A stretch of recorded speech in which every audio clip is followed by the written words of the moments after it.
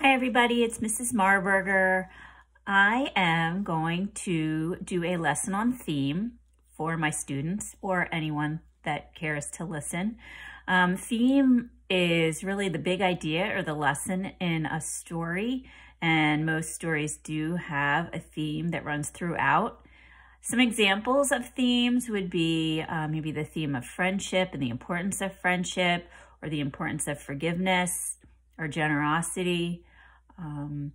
We did the Two Bad Ants in class together, if you were in my class, and we know the theme of that story was the grass isn't always greener on the other side, and to be grateful for what you have and not be envious of what someone else has because you think it might be better.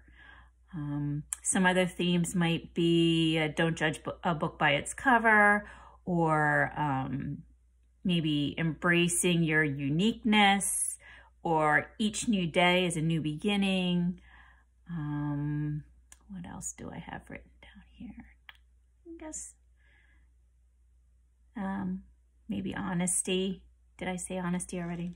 Anyway, there's so many different themes of books. So as I'm reading this story, the story of Ferdinand, I want you to think about the theme of this story and what do you hear happening in the story that supports the theme that you think is running throughout.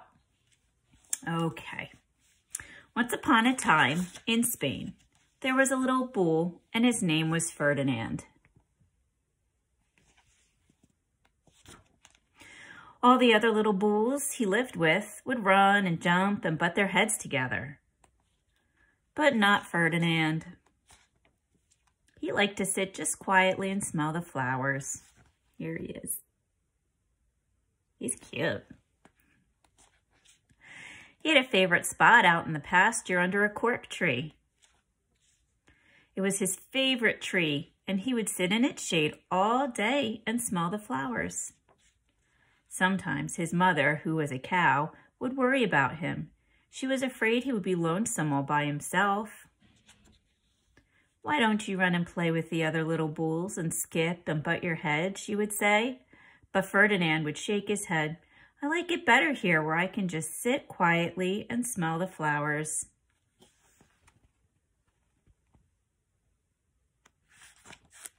His mother saw that he was not lonesome, and because she was an understanding mother, even though she was a cow, she let him just sit there and be happy. And as the years went by, Ferdinand grew and grew until he was very big and very strong. See, they're marking on the tree as he grows older how tall he's getting. Maybe some of you do that at your house.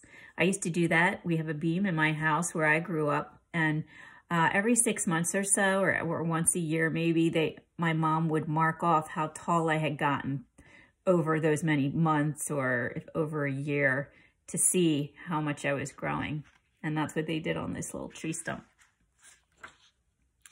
All the other bulls who had grown up with him in the same pasture would fight each other all day. They would butt each other and stick each other with their horns. What they wanted most of all was to be picked to fight at the bullfights in Madrid. There they are, looking at the poster. But not Ferdinand. He just liked to sit quietly under the cork tree and smell the flowers. One day, 5 men came in with very funny hats on to pick the biggest, the fastest, the roughest bull to fight in the bullfights in Madrid. Here are those men. They do have funny hats on, don't they? All the other bulls ran around snorting and butting, leaping and jumping so that the men would think that they were very, very strong and fierce and pick them. They're putting on kind of like a show for the men.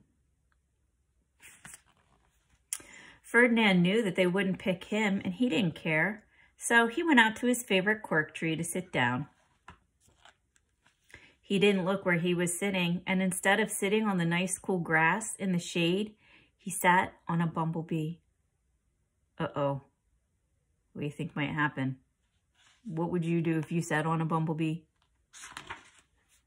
Well, if you were a bumblebee and a bull sat on you, what would you do? You would sting him, right? And that is just what this bee did to Ferdinand. Wow, did it hurt. Ferdinand jumped up with a snort. He ran around puffing and snorting, butting and pawing the ground as if he were going crazy. The 5 men saw him, and they shouted with joy. Here was the largest and the fiercest bull of all, just the one for the bullfights in Madrid. Uh-oh. Did Ferdinand want to go to Madrid? Mm-mm.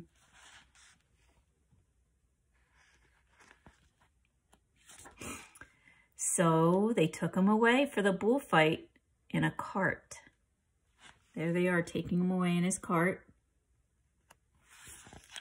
And what a day it was. Flags were flying and bands were playing. And all the lovely ladies had flowers in their hair. Here they are. Can you see them? Here's one.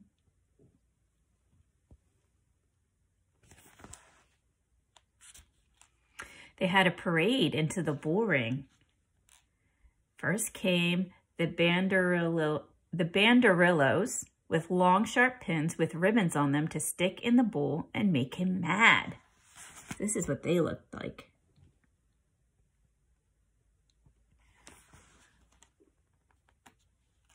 Next came the picadors who rode skinny horses, and they had long spears to stick in the bull and make him madder. Uh-oh.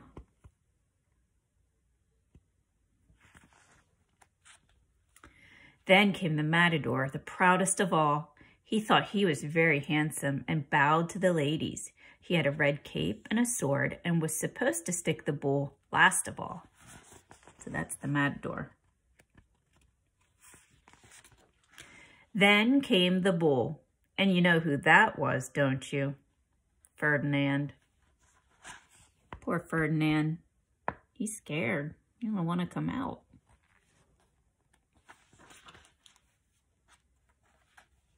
They called him Ferdinand the Fierce, and all the banderilleros were afraid of him, and the picadors were afraid of him, and the matador was scared stiff.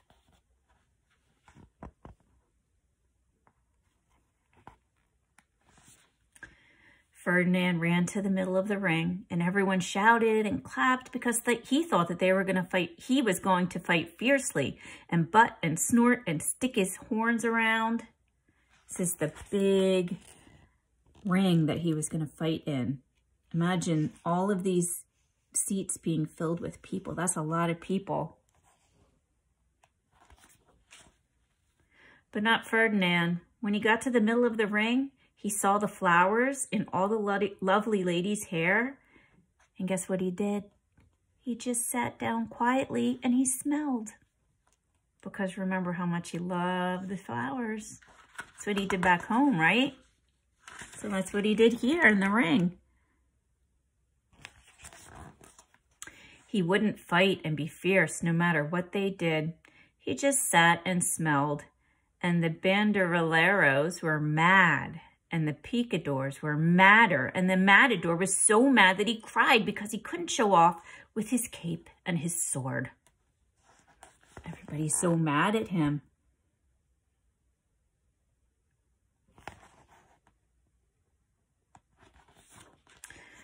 So they had to take Ferdinand home. And for all I know, he is sitting there still under his favorite cork tree, smelling the flowers. Just quietly, and he is very happy. The end. So that's the end of the story of Ferdinand. So were you thinking about theme as I was reading? What do you think the theme might be? There were a lot of things that happened in that story. We learned about Ferdinand. Typically, a bull, when you think about a bull, you think of a fierce animal, a large, mean animal maybe, an angry animal. Was Ferdinand any of those things? Not really. No. He was very happy being quiet. He was sweet and kind. He liked to smell the flowers.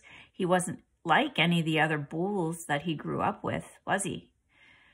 And so I think when I think about Ferdinand, I think about, and the theme, I think about maybe being happy with who you are, not trying to be like anybody else, just being yourself, being your unique self.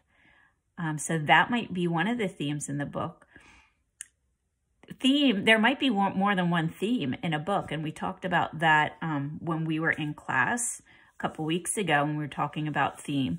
So maybe another theme, as I'm thinking about it, is when Ferdinand got stung and he started acting crazy. And like I said, when you think of a bull, you think of a fierce animal, a raging animal, a fighting animal, and they saw Ferdinand acting a little crazy, and we know why. It's not because that was his personality. It was because he got stung by a bee. But the matador and the other fighters didn't know that, but they saw him acting crazy and just thought that oh, there is the fiercest, the biggest, the fiercest, the craziest bull. He's going to be the best fighter. But you can't always judge a book by its cover, right?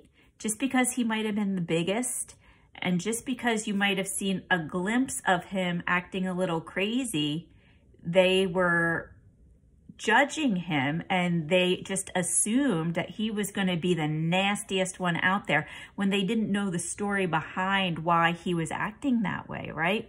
So you have to be careful when you're making judgments.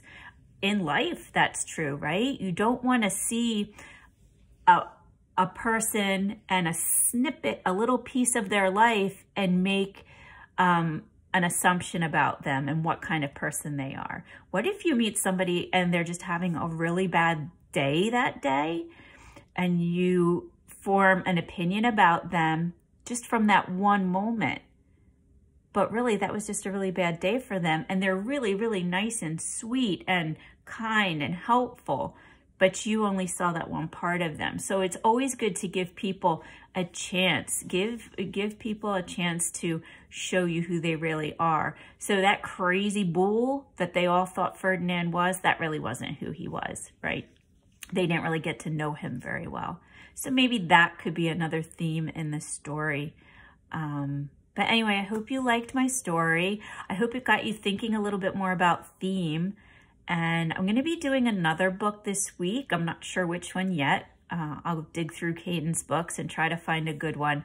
Maybe you can find just a picture book or a storybook at home and read it to yourself, or maybe read it to your dog or your cat or your brother or sister, and see if you can together come up with the theme for that story. Okay, so I hope you enjoyed it, and I will see you next time. Bye.